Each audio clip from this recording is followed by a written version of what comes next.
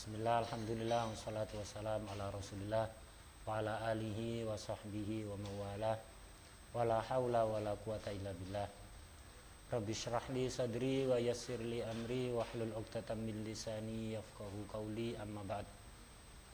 Para pemirsa Warta Bromo dimanapun Anda berada, alhamdulillah sore hari ini kita bisa melanjutkan kajian kita Kitab Fathul Qorib untuk yang kedua kalinya. Kemarin pada kajian yang pertama kita membahas tentang pembagian air dalam hal boleh atau tidaknya digunakan untuk toharoh atau bersuci. Pada pertemuan kedua ini insya Allah kita akan melanjutkan pembahasan tentang air, karena kemarin pembahasan kita terhenti pada pembagian air yang ketiga. Sebagaimana dijelaskan kemarin bahwa air dalam hal bisa atau tidaknya digunakan untuk bersuci itu dibagi menjadi 4 dalam versi kitab Fathul Qorib. Kemarin pembagian yang pertama adalah air yang suci dan mensucikan serta tidak makruh untuk digunakan, yaitu air mutlak. Kemudian yang kedua adalah air suci dan mensucikan hanya saja makruh ketika digunakan, yaitu air yang panas karena sinar matahari dengan beberapa syarat yang telah dijelaskan pada kajian yang pertama kemarin. Yang ketiga kemarin yang sempat terpotong, yaitu adalah air yang suci tapi tidak bisa mensucikan yang lain. Air tersebut suci artinya halal untuk kita konsumsi, untuk kita minum atau diberikan kepada binatang misalnya, diperbolehkan. Air tersebut suci ketika mengenai badan kita atau pakaian kita, maka tidak mencegah sahnya sholat. Jadi air itu tetap suci, hanya saja tidak bisa untuk mensucikan yang lain, baik untuk digunakan menghilangkan hadas atau menghilangkan najis, tidak bisa. Jadi suci akan tetapi tidak bisa mensucikan yang lain, baik hadas atau najis. Air tersebut kemarin juga sempat disinggung singkat, terbagi menjadi 2. Air suci tapi tidak bisa mensucikan itu ada 2 macam, yaitu air mustakmal yang pertama, kemudian yang kedua air yang berubah sebab tercampur benda suci yang perubahannya parah, perubahannya sangat. Yang pertama air mustakmal, air suci tapi tidak bisa mensucikan, yaitu air mustakmal. Air mustakmal itu secara bahasa yang sudah pernah digunakan. Jadi air yang sudah pernah digunakan. Yang dimaksud air mustakmal adalah air yang sudah pernah digunakan untuk toharoh yang fardu. Jadi air mustakmal definisinya adalah air yang sudah pernah digunakan untuk bersuci yang fardu. Yang dimaksud fardu di sini tidak seperti biasanya yang merupakan muradif atau persamaan dari kata wajib, tidak. Yang dimaksud fardu di sini adalah ma la budda minhu, ibadatan kana amla, asimas syakhsu bitarkihi amla. Yang dimaksud fardu di sini adalah sesuatu yang harus dilakukan, baik berupa ibadah atau bukan, baik ketika dikerjakan, ketika ditinggalkan itu berdosa atau tidak.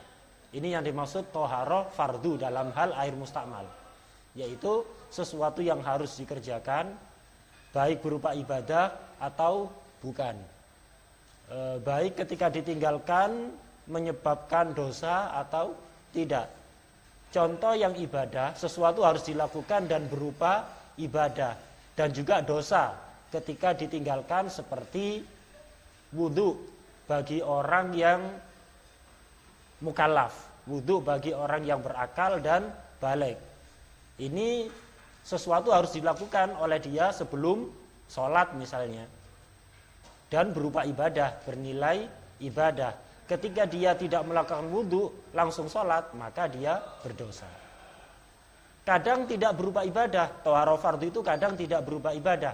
Contoh, seperti mandi besar bagi seorang istri yang non muslim.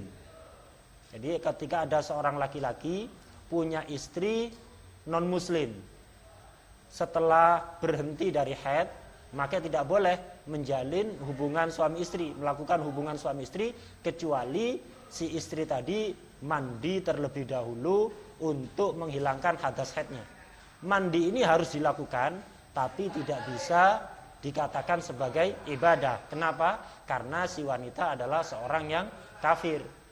Ibadah itu tidak sah kecuali dilakukan oleh orang yang beragama Islam. Mandi seperti ini bukan ibadah, tapi harus dilakukan. Kalau tidak dilakukan, maka tidak diperbolehkan untuk melakukan hubungan suami istri. Jadi harus dilakukan, hanya saja tidak berupa ibadah dan tidak bernilai pahala bagi si istri. Asimas syakhsu bitarkihi amla. Baik ketika ditinggalkan itu menyebabkan dosa atau tidak. Yang menyebabkan dosa tadi yang sudah dijelaskan seperti wudhu bagi kita orang Islam yang berakal dan baligh. Ada thaharah fardhu tapi walaupun ditinggalkan tidak menyebabkan dosa. Contoh, seperti wudhu bagi anak kecil. Anak kecil ketika mau melakukan sholat harus wudhu. Jadi harus dilakukan, harus wudhu. Dan berupa ibadah wudhunya anak kecil itu. Hanya saja ketika wudhu itu ditinggalkan tidak menyebabkan dosa. Anak kecil ketika melakukan sholat tanpa wudhu terlebih dahulu, maka apa yang dia lakukan bukan maksiat, tidak dosa. Anak kecil tidak berdosa. Cuman sebagai seorang wali wajib mengingatkan, tidak boleh membiarkan anak kecil sholat tanpa berwudu, nanti kebiasaan sampai dewasa. Tapi kepada anak kecilnya tidak ada yang namanya dosa, karena perbuatan anak kecil dalam hukum Islam itu ketika berupa ibadah akan bernilai pahala, tapi tidak ada yang namanya dosa bagi anak kecil. Anak kecil melakukan perbuatan apapun yang dilarang oleh agama, anak kecilnya tidak berdosa. Anak kecil misalnya sholat tanpa wudhu, anak kecil misalnya melakukan apapun yang dilarang oleh agama, ini tidak berdosa. Anak kecilnya tidak berdosa. Cuman sebagai wali, orang tuanya misalnya ayah ibunya, ketika tahu anak itu melakukan perbuatan yang dilarang oleh agama, wajib orang tua untuk mengingatkan, untuk menghentikan, untuk nahi mungkar. Kalau tidak, orang tuanya yang berdosa. Anak kecilnya tidak berdosa karena memang belum mukallaf. Orang tuanya yang berdosa. Ini yang dimaksud thaharah fardhu. Jadi thaharah fardhu itu yang dimaksud fardhu di sini adalah sesuatu yang harus dilakukan, baik berupa ibadah atau bukan, baik menyebabkan dosa ketika ditinggalkan atau tidak. Nah, ini. Air yang sudah digunakan untuk melakukan thaharah yang fardu ini namanya air mustakmal. Nah, air mustakmal ini air itu tetap suci, hanya saja tidak bisa mensucikan dalam madhab Imam Syafi'i. Dalam madhab Imam Syafi'i itu suci, hanya saja tidak bisa mensucikan. Ini Ini namanya air mustakmal, suci tapi tidak bisa mensucikan. Dibuat wudhu untuk kedua kali tidak diperbolehkan. Digunakan untuk menghilangkan najis untuk yang kedua kali tidak diperbolehkan.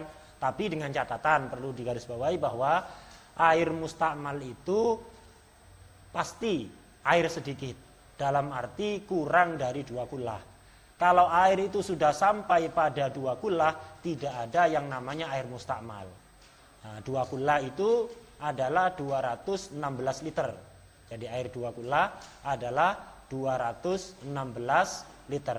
Kalau air itu sudah mencapai ukuran 215 liter, tidak ada namanya mustakmal. Jadi seperti air yang ada di dalam jeding yang besar, digunakan wudhu berkali-kali ya tidak ada masalah. Karena memang airnya banyak. Air banyak tidak ada yang namanya air mustakmal. Kalau sedikit, air 1 timba, satu bak, satu ember yang tidak sampai 216 liter, nah inilah bisa dikatakan mustakmal. Kalau sudah digunakan untuk wudhu, tidak boleh digunakan wudhu lagi atau menghilangkan najis. Kalau sudah pernah digunakan menghilangkan najis, walaupun tidak berubah, maka tidak boleh digunakan untuk menghilangkan najis yang kedua kali atau untuk wudhu misalnya, selama ukurannya belum mencapai 216 liter. Kalau sudah digunakan kemudian digabung, ditambah sampai pada batas 216 liter, maka sifat mustakmalnya menjadi hilang dan boleh untuk digunakan untuk toharoh yang kedua, ketiga dan seterusnya. Ini ya bagian yang pertama dari air suci tapi tidak bisa mensucikan. Yang kedua, air suci tapi tidak bisa mensucikan adalah air yang berubah. Air yang berubah dihukumi suci tapi tidak bisa mensucikan. Nah, tapi ini dengan beberapa catatan-catatan, dengan beberapa ketentuan dan syarat-syarat. Air yang berubah disebabkan perkara suci, ini tetap suci dan tidak mensucikan kalau satu, berubahnya sebab perkara suci yang bercampur dengan air. Jadi berubahnya disebabkan perkara suci yang bercampur dengan air. Seperti air tercampur kopi, air tercampur misalnya santan, air tercampur minyak wangi, air tercampur tinta. Nah, ini baru dikatakan suci dan tidak mensucikan. Syarat kedua, perubahannya harus parah. Kalau berubah sedikit, tetap suci dan mensucikan. Jadi syaratnya adalah berubahnya disebabkan perkara suci yang bercampur dengan air. Artinya bercampur secara pandangan mata, secara kasat mata tidak bisa dibedakan mana airnya, mana kopinya, mana airnya, mana sabunnya, mana airnya, mana santannya, menyatu. Nah, ini. Yang kedua, perubahannya harus parah. Kalau agak berubah, jadi perubahannya hanya sedikit, maka tetap suci dan mensucikan. Misal air di jeding kadang agak sedikit bau sabun, agak sedikit rasa sabun. Karena misalnya memang ada orang cuci muka di jeding, di kamar mandi, di bak mandi, cuci muka pakai sabun, akhirnya ada bekas-bekas air sabun itu yang nyiprat ke dalam bak mandi. Nah, kalau perubahannya hanya sedikit, airnya tetap suci dan mensucikan. Tapi kalau perubahannya sudah parah, sangat seperti air rendaman untuk air sabun untuk merendam pakaian, itu perubahannya parah, maka tidak mensucikan. Suci tapi tidak bisa mensucikan. Kemudian tadi perubahannya harus disebabkan perkara yang campur. Kadang ada air itu berubah tapi yang merubah itu bukan sesuatu yang bercampur dengan air. Seperti air terkejatuhan, misalnya ada bensin atau misalnya minyak goreng masuk ke dalam air, airnya tentu akan berubah, warnanya berubah, rasanya agak berubah, tapi ini tetap suci dan bisa mensucikan. Kenapa? Karena minyak goreng atau bensin itu tidak bercampur dengan air. Hanya istilahnya dalam kitab itu mujawir, bersandingan saja dengan air. Walaupun sampai merubah sifat-sifat air, kalau seperti itu tidak bermasalah. Airnya tetap suci dan mensucikan. Perubahan yang dimaksud tadi itu, air berubah disebabkan perkara suci yang parah, itu ada yang namanya perubahan yang bisa dilihat. Jelas air bercampur kopi, jelas berubah, dilihat bisa. Kadang ada perubahan itu yang takdiri, sifatnya takdiri, perubahan yang dikira-kirakan. Sebenarnya tidak berubah, secara kasat mata tidak berubah, tapi kalau diperkirakan berubah, maka hukumnya sama, suci tapi tidak bisa mensucikan. Seperti apa? Seperti begini, ketika ada air tercampur benda lain yang sifat-sifatnya itu kok mirip air. Air tercampur cairan misalnya yang sifat-sifatnya mirip dengan air. Mirip dengan air mutlak. Contoh, misalnya air degan. Air degan yang rasanya sudah hilang misalnya. Warnanya juga mirip air. Baunya juga ada bau yang khusus, mirip seperti air. Kok tercampur ke dalam air? Air degan misalnya satu gayung tercampur ke dalam air biasa itu satu timba. Secara kasat mata tentu tidak akan berubah. Nah, tapi apakah kemudian kita katakan ini air tetap suci dan mensucikan? Nanti dulu. Kalau memang air degannya sudah tidak ada sifat-sifatnya. Kalau ada sifat-sifatnya kita lihat kenyataan. Tapi kalau tidak ada sifat-sifatnya, misalnya air degan kok aneh. Jadi kita ngambil air, kita belah degan, buah degan, kita ambil airnya kok sifatnya persis seperti air. Rasanya tidak seperti umumnya air degan, sama seperti air biasa. Rasanya biasa seperti air. Kemudian warnanya juga sama seperti air. Baunya juga tidak bau degan, biasa seperti air. Mencampur ke dalam air, nah ini harus kita menggunakan perkiraan. Tapi kalau degan masih ada rasa, warna dan bau, tidak perlu perkiraan, ya dilihat saja kenyataannya berubah atau tidak. Kalau berubah parah, ya berarti suci tapi tidak bisa mensucikan. Tapi kalau tidak berubah atau berubahnya sedikit, ringan, maka tetap suci dan mensucikan. Nah, adapun ketika tidak ada sifat-sifat khusus bagi degan, misalnya ada degan agak aneh, itu, maka harus kita menggunakan perkiraan. Contoh lain, seperti apa perkiraan nanti? Contoh lain yang kita harus menggunakan perkiraan, misalnya ada air tohir mutohir, ada air suci dan mensucikan tercampur air mustakmal. Ini bagaimana? Sama seperti tadi, kita harus menggunakan perkiraan. Jadi tidak seperti yang difahami oleh banyak orang, bahkan banyak santri salah paham dalam masalah ini. Ketika ada air mutlak, tohir mutohir, suci dan mensucikan, tercampur air mustakmal, misalnya kita wudhu di sebelah ember. Nah, kita wudhu itu ada air yang nyiprat, yang netes ke timba. Jadi kita wudhu, misalnya basuh wajah, lah kemudian ada air yang netes masuk ke dalam timba yang berisi air mutlak, air suci dan mensucikan. Ini banyak orang memahami bahwa air yang ditimba dihukumi mustakmal. Itu adalah pemahaman yang keliru, pemahaman yang salah, tidak benar. Untuk mengetahui hukum yang sebenarnya kita tidak perlu buka kitab besar dalam masalah ini. Dalam Fathul Qorib yang kita baca saja sudah ada. Cuman kadang memang beberapa orang salah dalam memahami masalah ini. Jadi air mutlak, air suci dan mensucikan yang tercampur air mustakmal ini harus kita perkirakan. Harus kita perkirakan. Diperkirakan dengan apa?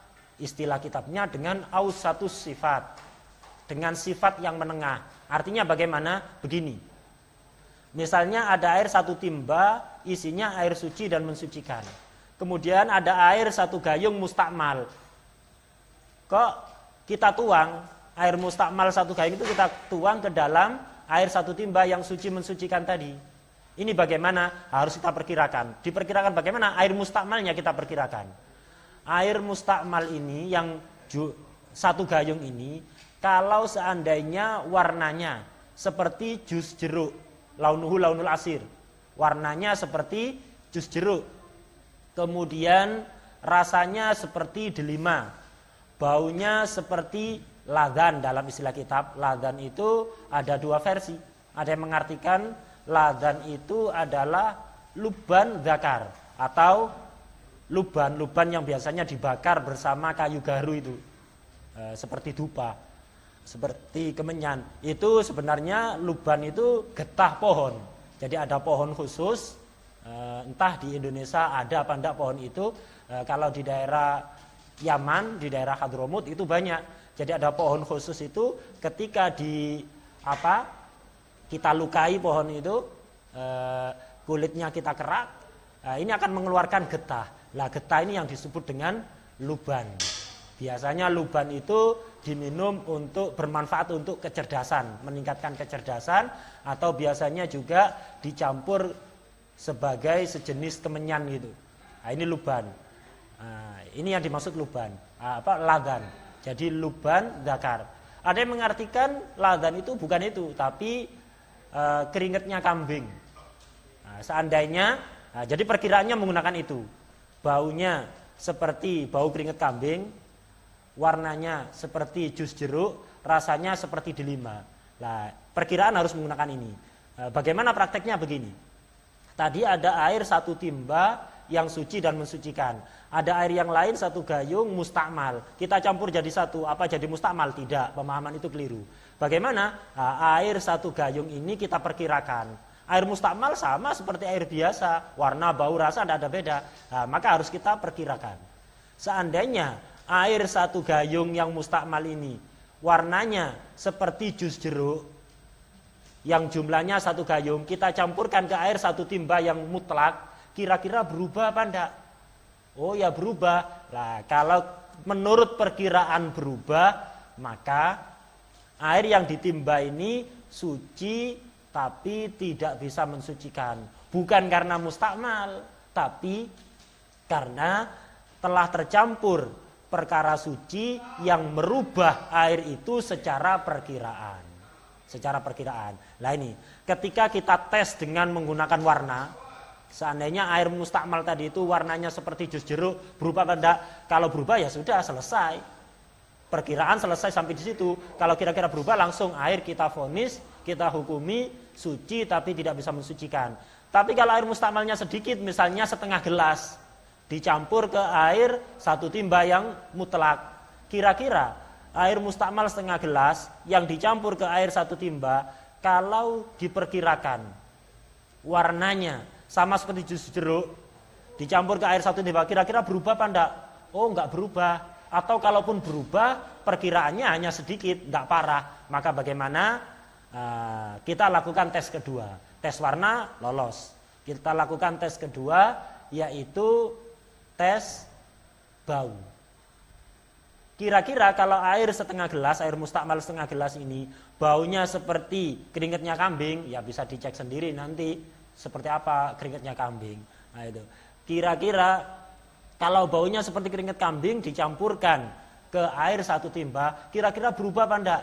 Kalau menurut perkiraan berubah, maka kita katakan air yang ditimba itu hukumnya suci tapi tidak bisa mensucikan. Bukan, sekali lagi, bukan karena mustakmal, tapi karena berubah secara perkiraan. Tapi kalau kira-kira, oh enggak, kira-kira enggak berubah. Atau kalaupun berubah, mungkin perubahannya hanya sedikit secara perkiraan. Kita lakukan tes ketiga, yaitu tes rasa. Rasa menggunakan rasa delima. Kira-kira seandainya air setengah gelas tadi itu yang mustakmal itu rasanya seperti delima, dicampurkan ke dalam air mutlak 1 timba, kira-kira berubah apa enggak? Kalau secara perkiraan berubah sangat, maka hukumnya suci tapi tidak bisa mensucikan.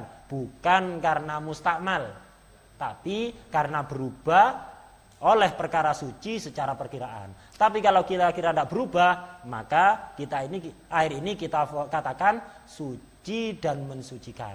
Jadi kalau dites warnanya seperti jus jeruk, oh tidak berubah, atau berubahnya sedikit. Baunya seperti keringet kambing, rasanya seperti delima. Kira-kira berubah enggak? Oh tidak berubah atau berubah sedikit secara perkiraan. Maka air itu tetap kita katakan suci dan mensucikan. Jadi tetap suci dan mensucikan. Kalau menurut salah satu tes 3 tadi, rasa, warna, dan bau itu berubah sangat, walaupun hanya 1 tes, nah ini maka hukumnya menjadi suci tapi tidak bisa mensucikan. Bukan karena mustakmal, karena air itu berubah sangat disebabkan tercampur perkara suci secara perkiraan. Ini air yang ketiga, air yang suci tapi tidak mensucikan. Yang terakhir, yang keempat, yaitu air najis. Air tidak suci tapi najis. Maksudnya najis, ya digunakan untuk toharo, bersuci, tidak diperbolehkan, dan tidak boleh untuk dikonsumsi. Tidak boleh untuk dikonsumsi, kita minum, tidak boleh. Kalau terkena pakaian kita, badan kita, sebelum sholat harus disucikan dulu, karena air itu najis. Ini yang keempat. Air najis kalau di dalam Fathul Qorib dibagi menjadi dua. Yaitu di sini dikatakan wa ma'un najisun wa huwa alladhi hallat fihi najasa wa huwa dunal kullaten. Au kana kullaten fataghayyar. Ini ada dua. Jadi ada air najis. Apa air najis? Yang dimaksud najis di sini mutanajis. Jadi air yang kejatuhan benda najis. Air yang kejatuhan benda najis. Lah, ini dibagi menjadi dua. Ada kalanya air itu sedikit, ada kalanya air itu banyak. Air sedikit maksudnya tidak sampai 2 kula. Air banyak maksudnya 2 kula ke atas. Sebelum kita jelaskan pembagian air yang kejatuhan najis antara sedikit dan tidak, mungkin ada baiknya kita bahas terlebih dahulu. Berapa 2 kula? Tadi sudah disinggung. 2 kula yaitu 216 liter. Kalau di dalam Fathul Qorib dikatakan wal kullatan khamsumi'ati ritlin baghdadiyin takriban fil asah. Air 2 kula itu adalah air yang mencapai ukuran 500 kati Baghdad. 500 kati Baghdad secara perkiraan. Ini ukuran lama ini. Ukuran lama. Kalau dipermudah untuk ukuran sekarang jadi liter ya tadi itu 216 liter. Kok bisa? Iya, karena air 2 kula itu kalau kita buat bak mandi kecil itu ketika bak mandi panjang, lebar dan dalamnya mencapai 60 cm minimal 60 cm itu sudah bisa itu sudah sampai pada 2 kula. Jadi 1 dhira' seperempat. Jadi kalau ada bak mandi panjang, lebar, dalamnya itu kok 1 dhira' seperempat, yaitu 60 cm, maka itu sudah dikatakan 2 kula. Makanya kalau kita buat bak mandi lebih baik agak besar, jangan terlalu kecil, biar enak nanti, tidak gampang menjadi mustakmal. Dan ketika kejatuhan najis tidak berubah, tidak najis nanti airnya. Jadi minimal kalau buat bak mandi itu panjang, lebar dan dalamnya masing-masing 60 cm. Lebih baik lagi dilebihkan dari itu karena nanti kalau airnya berkurang tetap sampai pada 2 kula. Misalnya panjang, lebar dan dalam masing-masing 70 cm, itu enak. Air itu kalau penuh sudah sampai pada 2 kula. Ketika kurang-kurang sedikit juga sudah sampai pada 2 kula, jangan dipas. Jadi panjang, lebar atau ragu, apa sah Ustadz? Nah, ini ada pertanyaan. Mau wudhu tapi jedingnya kok warnanya keruh. Warnanya keruh atau berwarna. Nah, ini bagaimana? Boleh apa enggak wudhu? Dilihat. Keruh ini kenapa? Tadi sudah disinggung sebenarnya. Keruh ini disebabkan oleh apa? Kalau keruh itu misalnya disebabkan ya karena tidak pernah dikuras, sehingga airnya keruh, jadi berubah disebabkan oleh debu yang berterbangan, kemudian oleh ya kotoran-kotoran dari orang yang wudhu, dibuat cuci muka berkali-kali ya tentunya air akan keruh. Kalau keruhnya disebabkan oleh itu, atau memang asli airnya keruh, dari sumur memang airnya keruh, maka tetap boleh digunakan untuk wudhu. Tetap boleh digunakan untuk wudhu. Tapi kalau keruhnya misalnya tercampur benda lain sehingga berubahnya sangat, maka hukumnya tidak bisa mensucikan. Jadi tercampur misalnya keruh disebabkan kopi, misalnya ada kopi tumpah, akhirnya airnya keruh, berubahnya sangat, maka tidak bisa mensucikan. Tapi kalau keruh karena tidak pernah dikuras, nggak ada masalah. Jadi air yang keruh karena tidak pernah dikuras atau asli memang dari sumurnya seperti itu, tetap boleh digunakan untuk wudhu. Kalau Anda ragu, kemudian Anda wudhu menggunakan air itu, hukum wudhu Anda tetap sah. Jadi ketika Anda ragu, air ini masih bisa digunakan apa enggak, Anda ragu. Ya akhirnya Anda gunakan saja, wudhu Anda tetap sah. Wudhu Anda tetap sah. Nah, ini ada satu barusan pertanyaan masuk, sudah kita jawab.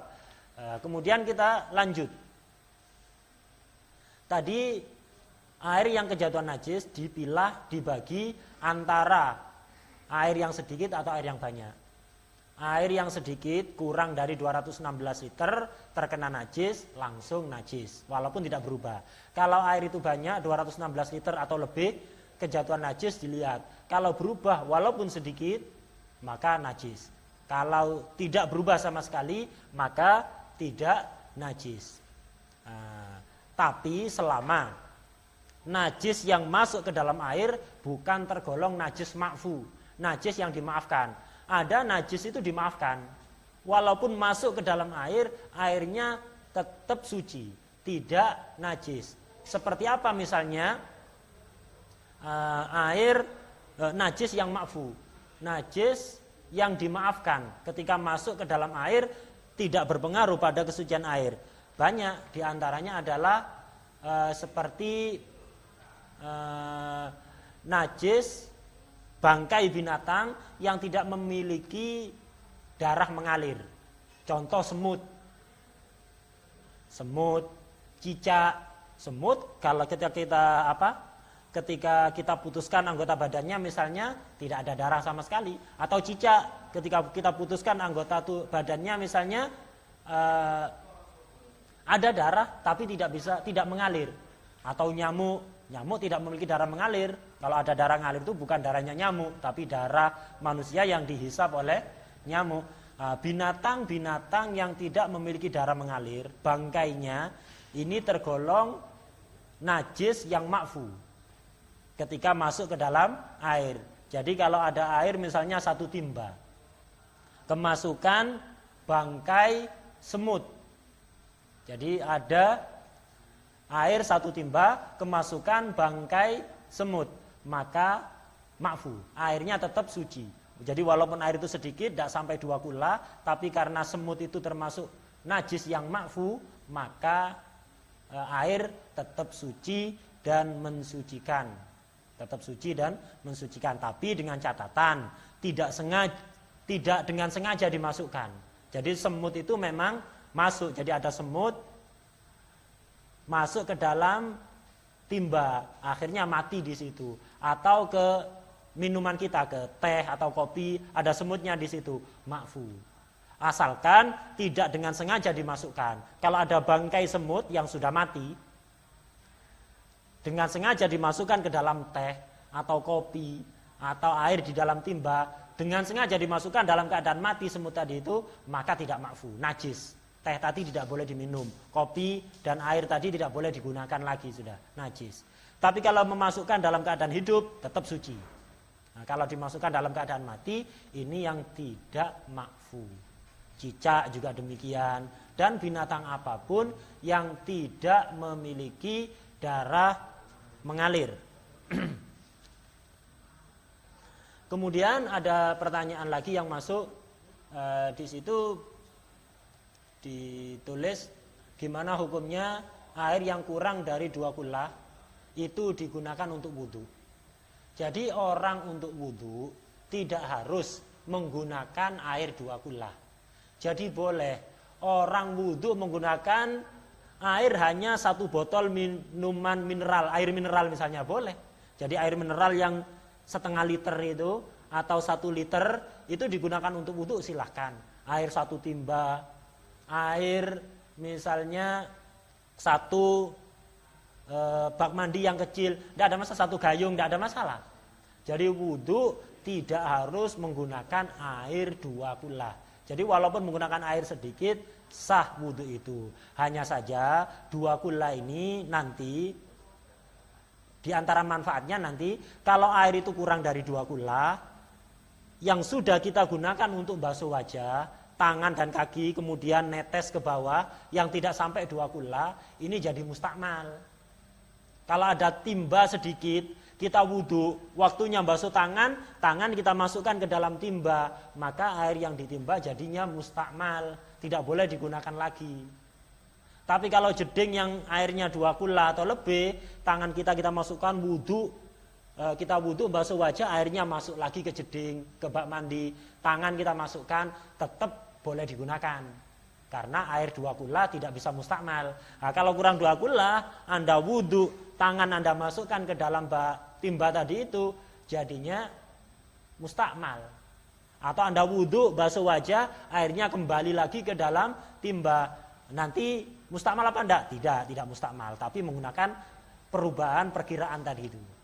Seperti yang dijelaskan tadi. Nah, ini. Sambil menunggu pertanyaan yang lain, kita lanjutkan kajian kita. Tadi pembahasan tentang najis ma'fu. Jadi najis ma'fu diantaranya adalah najis yang bangkai binatang yang tidak mengalir, yang darahnya tidak mengalir. Ada tambahan dari Fathul Qorib, kalau di takrib tadi air ada 4. Air suci, mensucikan, serta tidak makruh digunakan. Kemudian air suci, mensucikan, tapi makruh untuk digunakan. Yang ketiga, air suci tapi tidak mensucikan. Yang keempat, air najis. Ada tambahan dari kitab Fathul Qorib, yaitu air yang kelima. Air yang suci, mensucikan, tapi haram untuk digunakan bersuci. Contohnya, air gosok, air orang lain kita gunakan tanpa izin.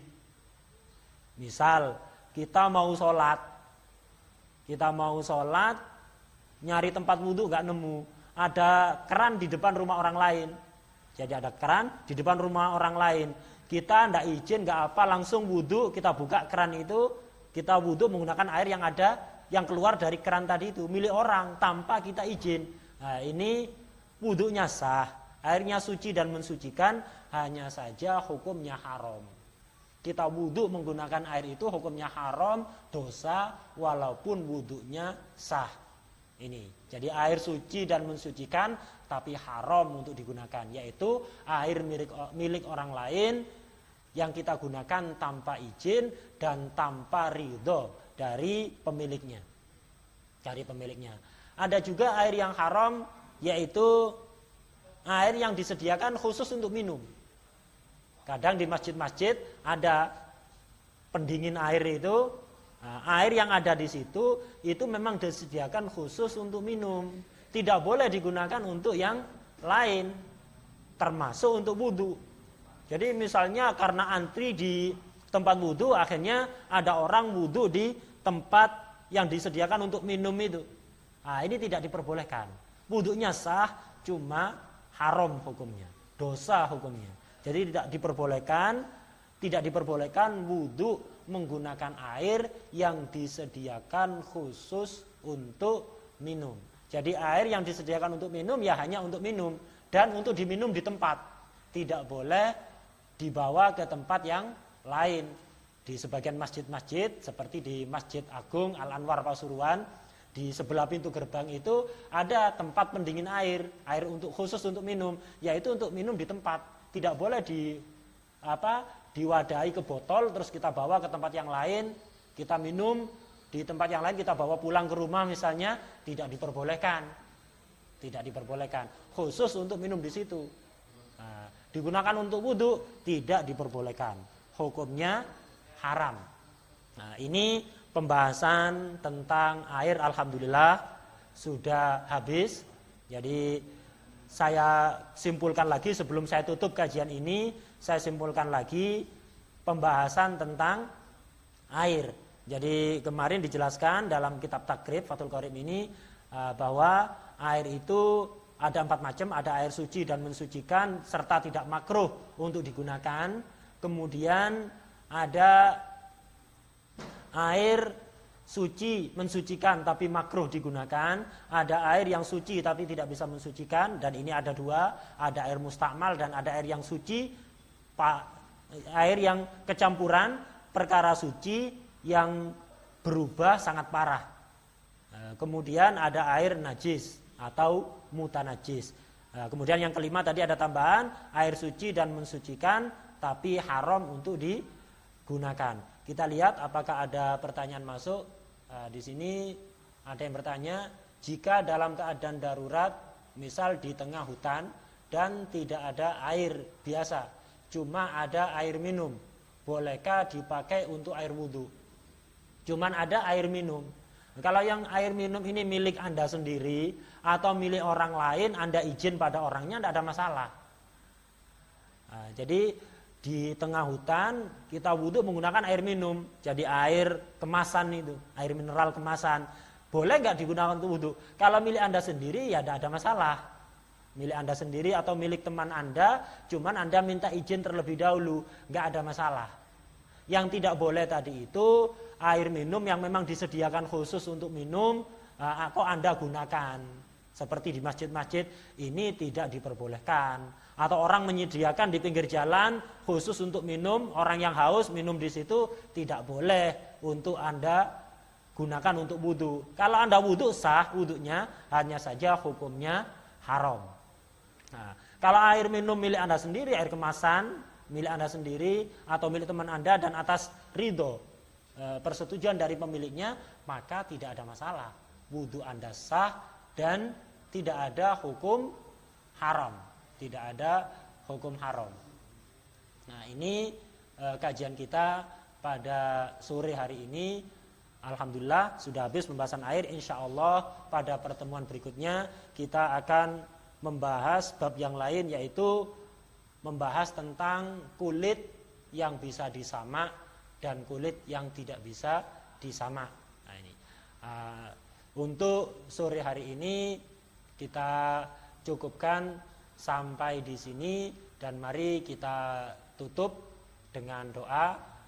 Semoga ilmu yang kita pelajari bisa bermanfaat dan barokah bagi kita fid dini wad dunya wal akhirah. Amin ya rabbal alamin. Alhamdulillahirabbil alamin. Allahumma shalli wa sallim ala sayyidina Muhammadin wa ala alihi wa sahbihi ajmain. Allahumma inna nas'aluka al-'afwa wal 'afiyah wa dawamal 'afiyah wasyukra 'alal 'afiyah wal mu'afata ad-da'imah fid dini wad dunya wal akhirah. Allahumma arzuqna 'uluman nafi'ah wa 'amalan mutaqabbala. Rabbana atina fid dunya hasanah wa fil akhirati hasanah wa qina adzabannar. Wa sallallahu ala sayyidina Muhammadin wa ala alihi wa sahbihi wasallam. Walhamdulillahi rabbil alamin. Assalamualaikum warahmatullahi wabarakatuh.